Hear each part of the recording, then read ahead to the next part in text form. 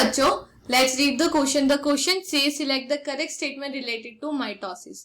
हमसे माइटोसिस के लिए करेक्ट स्टेटमेंट पूछा गया है. Mitosis is equational division. Equational division जो सोमेटिक सेल्स में देखा जाता है. यहाँ पे अगर हमारी जो पेरेंट सेल होती है, parent cell is diploid, so the parent cell में डिवीजन होता है, माइटोसिस डिवीजन, तो वो दो डॉटर सेल्स बनाती हैं एंड दोनों ही डॉटर सेल्स में ही डिप्लॉइड ही होती है.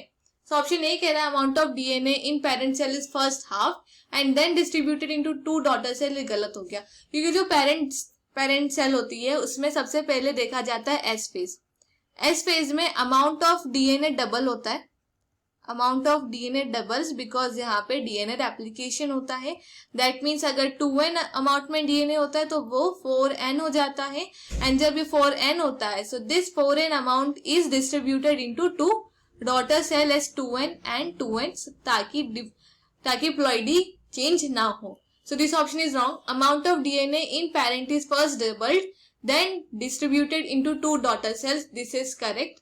Amount of DNA in parent cell is first half, ये रॉन्ग हो गया. And then distributed into 4 daughter cells, ये भी रॉन्ग है. केवल 2 ही डॉटर सेल्स होती है.